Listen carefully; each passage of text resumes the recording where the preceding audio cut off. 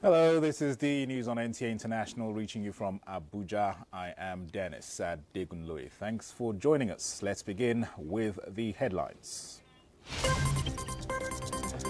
34th Arab League Summit kicks off in Baghdad with leaders calling for a ceasefire in Gaza. National Orientation Agency intensifies campaign on salt consumption as countries mark World Hypertension Day. And President Tinubu arrives Rome ahead of Sunday's solemn mass marking the beginning of the pontificate of His Holiness Pope Leo XIV.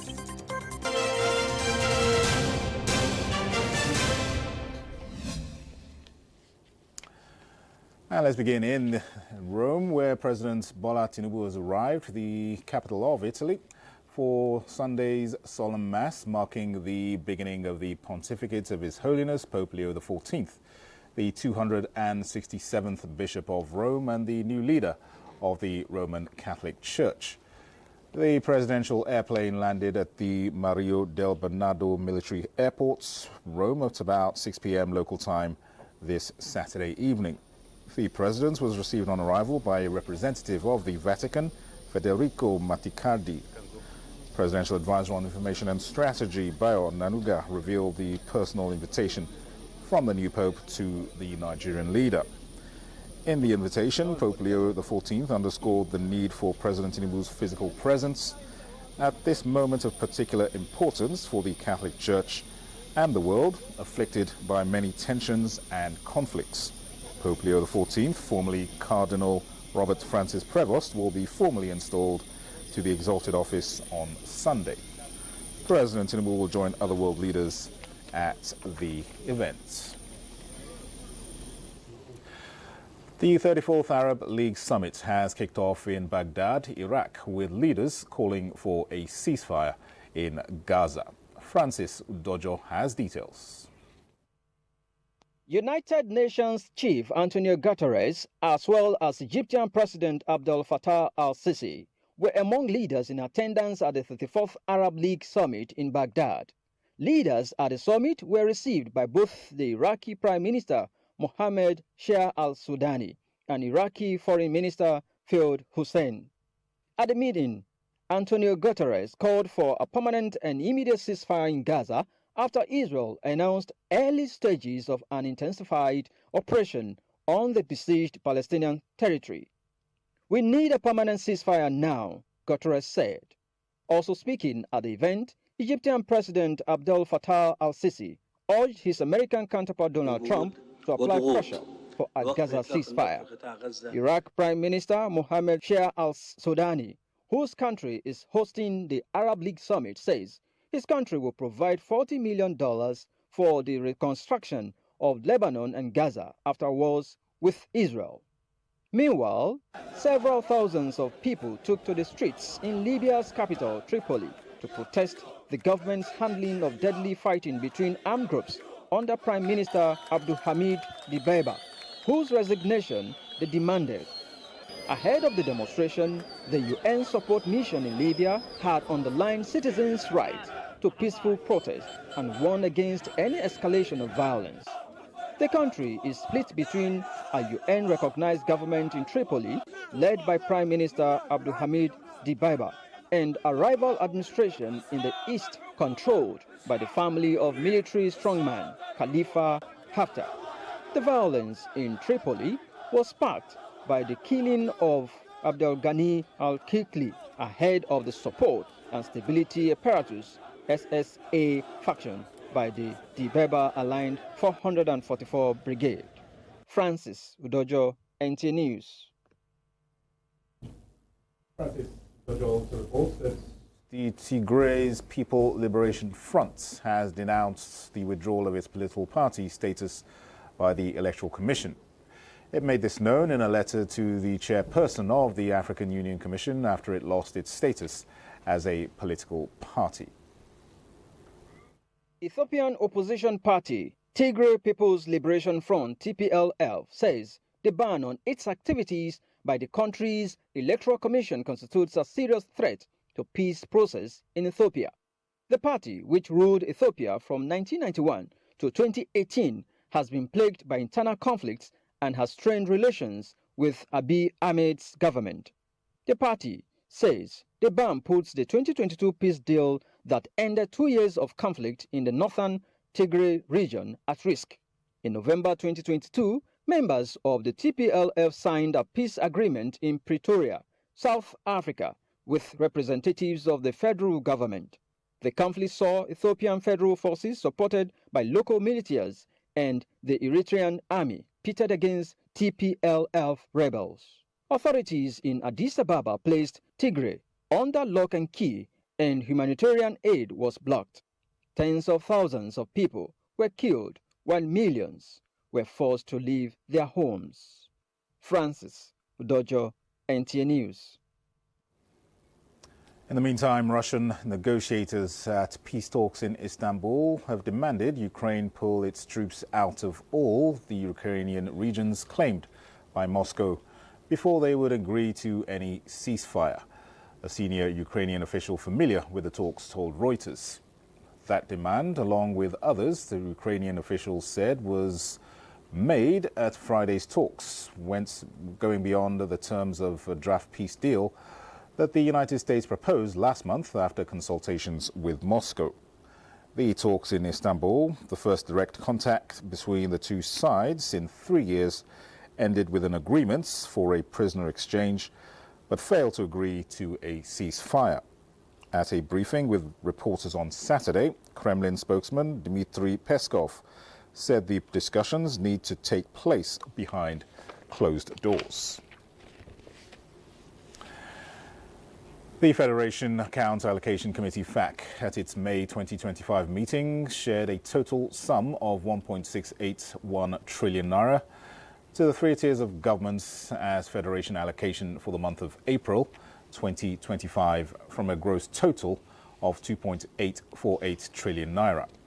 From the stated amounts, inclusive of gross statutory revenue, value-added tax, electronic money transfer levy and exchange difference, the federal government received 565.307 billion naira. The states received 556.741 billion naira. Local government councils got 406.627 billion naira, while oil-producing states received 152.553 billion naira as derivation. The communique issued by FAC at the end of the meeting indicated that the gross statutory revenue for April 2025 was 2.084 trillion naira, an increase of 365.595 billion naira from the previous month. VAT revenue also rose to 642.265 billion naira, up by 4.647 billion naira from March, with significant increases also recorded in petroleum profit tax, oil and gas royalty, VAT, EMTL, excise duty, import duty, and CET levies, while company income tax decreased. In other news, the federal government has flagged off a capacity building program tagged Skills to Wealth, aimed at training more than 1,000 youths in high-impact sectors, with a view to accessing entrepreneurial opportunities under the Renewed Hope initiative. Musa Toliat reports that the Minister of Humanitarian Affairs and Poverty Reduction, Professor Nintawe Yilwatda, declared the training program opened in Lagos. With abundant human and natural resources to take her place among the Committee of Nations, but socioeconomic challenges such as rising unemployment, infrastructure deficits, and skills gap hinder labor productivity. The launch of the Skill to Wealth program under the Renewed Hope initiative of the federal government is therefore intended to address the challenges militating against youth development, and it is expected to be launched across the 6 geopolitical zones of the country. We are here not just to begin a training program, but to ignite a movement powered by young Nigerians who are hungry to learn, eager to grow, and ready to build a future that reflects their true potential. The Skill to Wealth program is designed to serve as a catalyst for transformation, particularly for our youth, women, and vulnerable groups. The 3-week program will empower youths in the Southwest with requisite skills in 3 identified sectors, which include agriculture, renewable energy, and automobile engineering.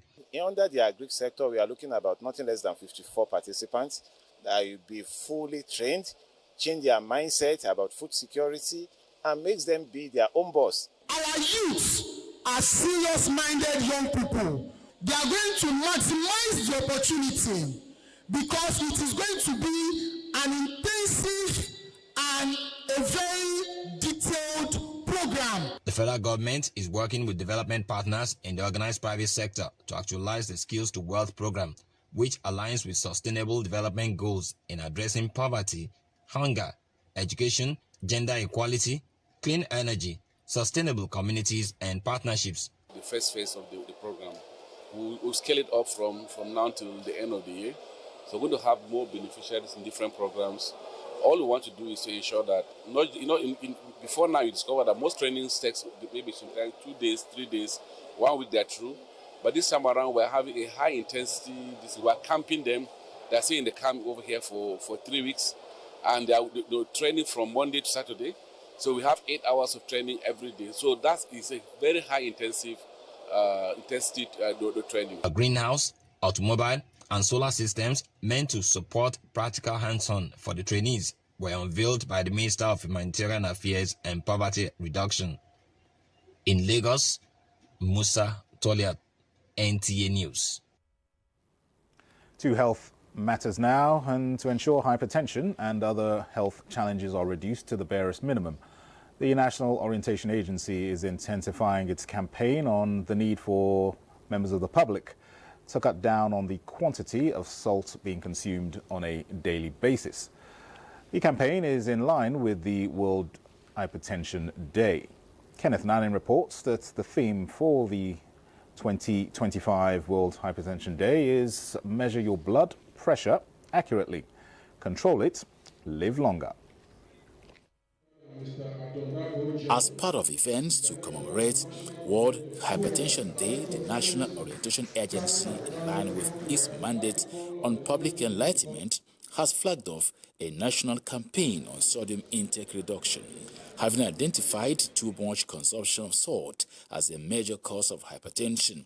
The agency, in collaboration with the Federal Ministry of Health and Social Welfare, is urging citizens to take precaution and be mindful of what they eat on a daily basis. That 11 tablespoons is what you need per day.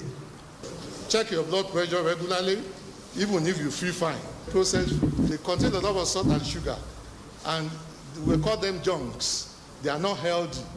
And apart from that, they have been documented to cause cancer and all those things. You can see in those days when they are talking of cancer, we will say they are not here in Nigeria.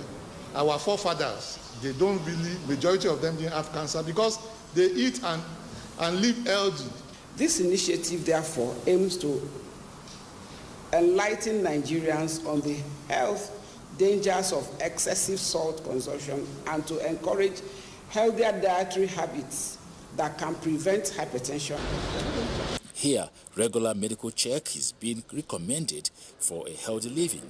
And to practicalize the Duty Care campaign, the agency is offering free medical services to the members of the public within the office area. The National Orientation Agency and its partner are also on the same page regarding implementation of health standards by relevant agencies and adherence to national guidelines by citizens. Kenneth Nanim, NTAi News. Now speaking to us via Zoom from Lagos on the day is Bukola Lukemi-Odele, a nutrition and public health expert. You're welcome to NTAi International. Thank you very much. Thank you for having me. What is the prevalence rates of hypertension in the country currently? Presently in Nigeria, according to the World Health Organization, the prevalence of hypertension is at 36%, and that implies that about 3 or 4 in 10 persons are living with hypertension. So it's safe to say 3 in 10 or 1 in 3 persons are living with hypertension at the moment in Nigeria.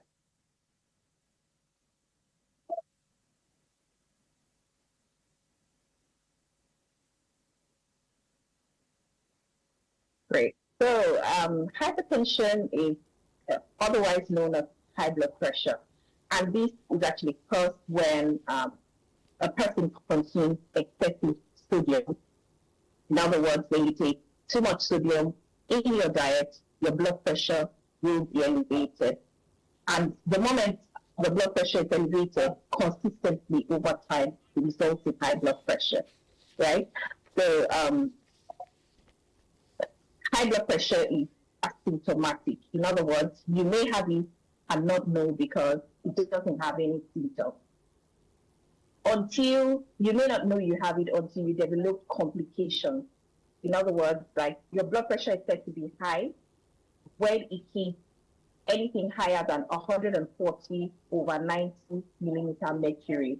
So you may already have a high blood pressure and not know it until it hits about 180/120. Then you start having complications, you start having symptoms like headache, and then complications like stroke, heart attack, and just to mention kidney failure, just to mention a few of the associated risk factors.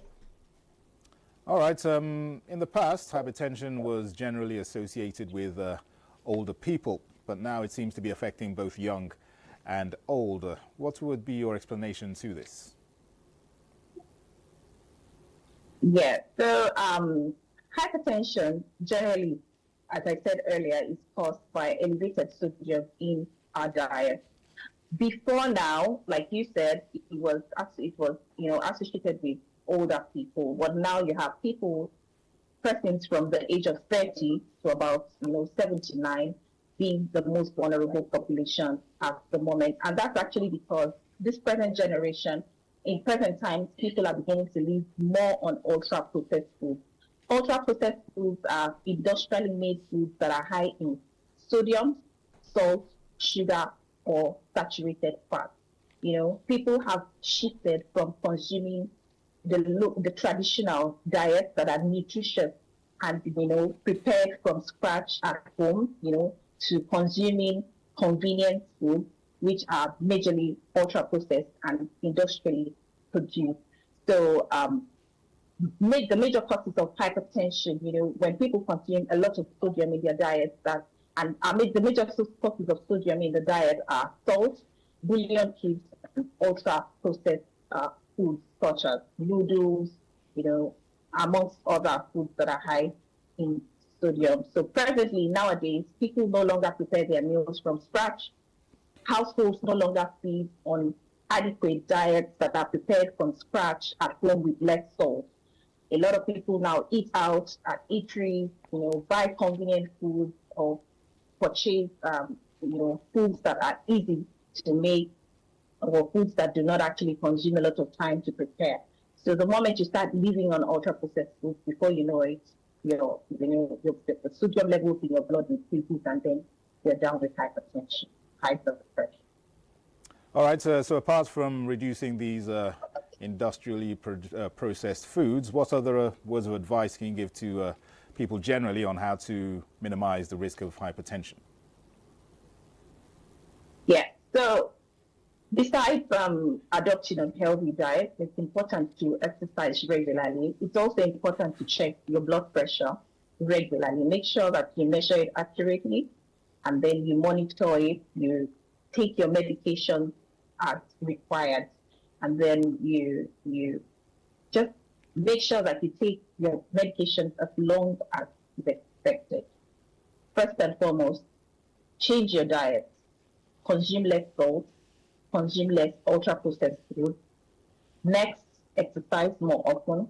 And lastly, ensure that you always check or monitor your blood pressure and take your medication necessary, and as long as you expect it to take. Very, very good advice. Bukola Olukemi-Odele, nutrition and public experts. Many thanks for your insights and advice. Thank you. Thanks. Bye. All right, this is the news on NTAi International. We'll take a short break. More reports in a moment. Welcome back. The Nigerian economy is expected to attract 60 trillion naira through the active involvement of the youths in agriculture. This projection was made by NTAi, an international organization that conducted training for young farmers in Abuja. During his presentation, food systems specialist at NTAi Nigeria, Azubike Nokoye, highlighted that youth unemployment is alarmingly high at 53.4%, with over 50 million young Nigerians currently jobless.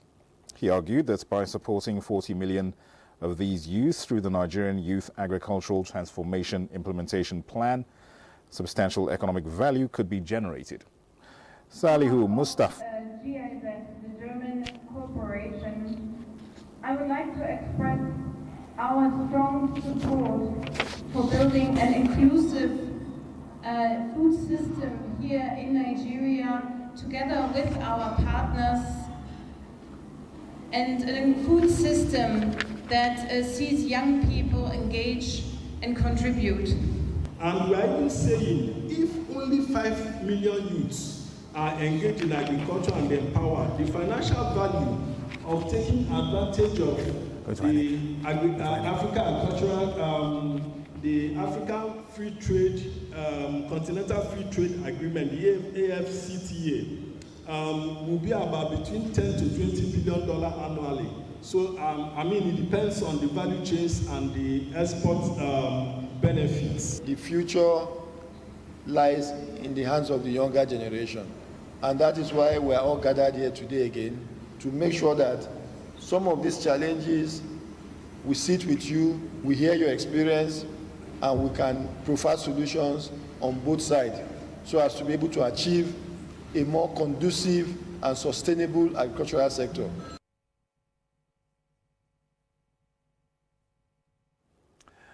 Let's turn our attention to electoral matters. INEC has published the personal particulars of the 16 candidates and their running mates in the November 8th Anambra State governorship election.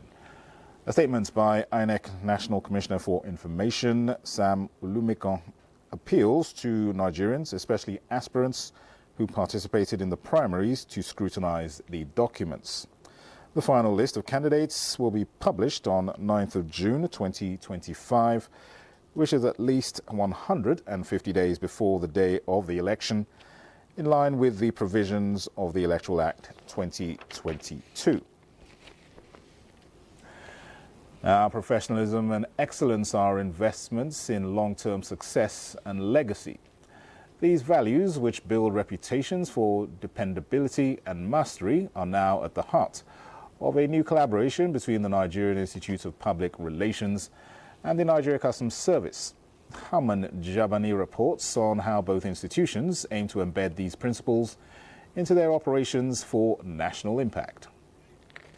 Striving for excellence complements professionalism by pushing boundaries and elevating outcomes. It is not merely about meeting expectations, but exceeding them through innovation, precision, and continuous improvement. This mindset of curiosity and resilience transforms challenges into opportunities to refine skills and deliver exceptional results. In the light of this vision, the Nigerian Customs Service and the Nigerian Institute of Public Relations FCT chapter have emphasized need for organizations to prioritize excellence, cultivate culture of growth, attract top talent, and inspire others to raise their standards. For the NCS spokesperson and the Nigerian Institute of Public Relations FCT chapter, in a competitive society, combining professionalism with excellence becomes a critical factor for navigating uncertainty, learning from setbacks, and maintaining composure in high-stake situations. In corporate social responsibility, we are going to partner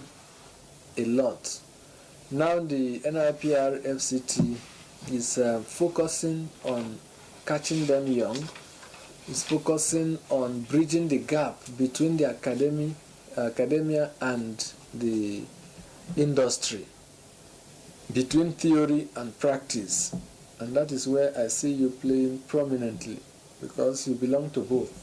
And every event we do, every design, branding, logo for events are created within the PR unit. We have those who do post-production, video, drone pilots, cinematographers, video editors, all within that unit. We don't outsource documentary, we produce everything in-house. So those are the things we do differently. The two institutions have agreed to a mutually beneficial relationship to strengthen their respective mandates. Hamman Jabani, NTAi News. Bit on sports, Crystal Palace has defeated Manchester City Football Club to win the FA Cup. They won by 1-0.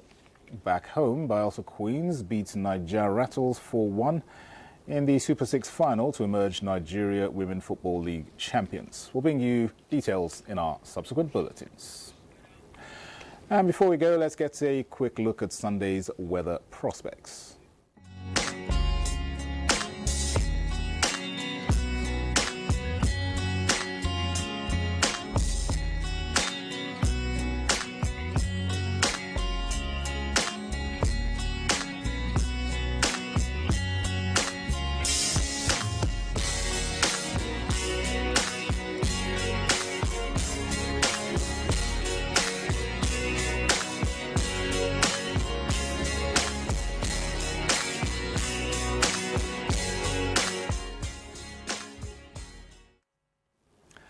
And that concludes the news on NTAi International at this time. Thanks for watching. I am Dennis Adigunloye.